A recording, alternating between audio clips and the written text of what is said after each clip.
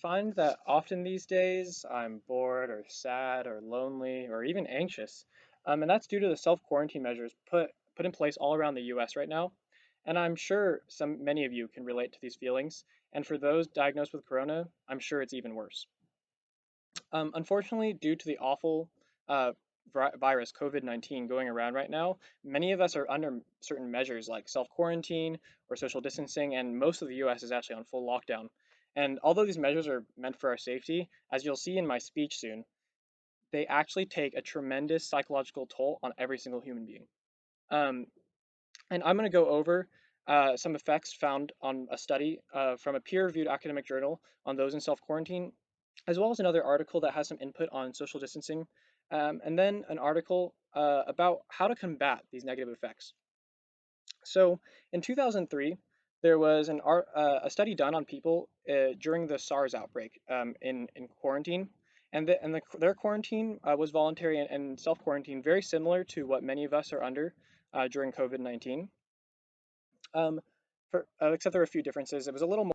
They had to wear masks around family members. They couldn't share personal items. They couldn't sleep in the same rooms. But other than that, the main thing was the same. They couldn't leave their homes except for necessary activities, and they couldn't have visitors over.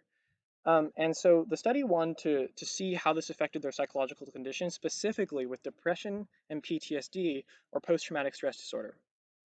And they used two scales for this. One is the IESD scale, and the IESD scale was for study journalists in wartime, and the average for them was a number of 20. And then for the CESD scale was for depression. It's accepted that 16 and above shows a prevalence of depression. And so it's crazy. The results were that 35% of people showed prevalence of PTSD during this quarantine, and 38% of people showed prevalence of depression. That's a lot.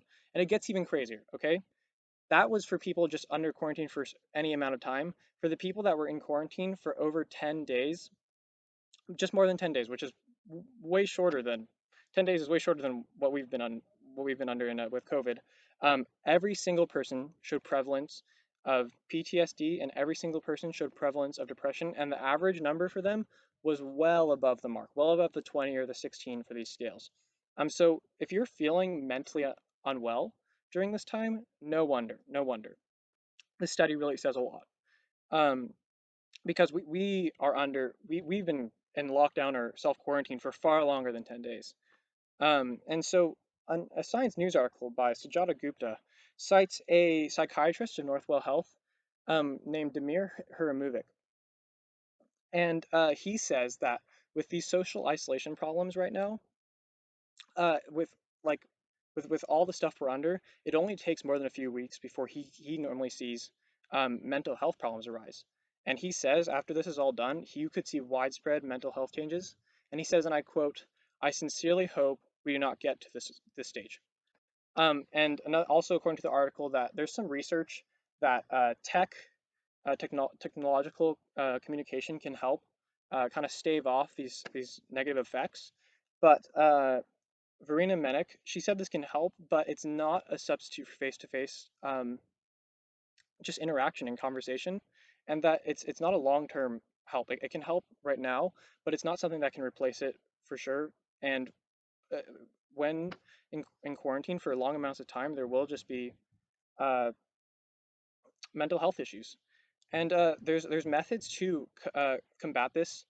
According to the American Psychological Association, they listed some methods to combat this. So all hope is not lost. Well, they said listen to reliable news sources like the World Health Organization, the Center for Disease Control. Don't hype yourself up about the disease because that'll just get you more stress.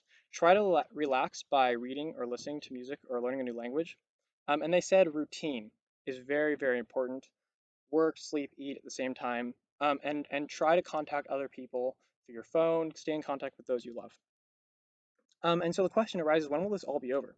And so according to another peer-reviewed journal that tried to forecast COVID-19, they just emphatically stressed, they had a bunch of numbers, but they basically emphatically stressed that we don't know enough right now about the virus, and everything is so new that all data is just so uncertain and just not trustworthy.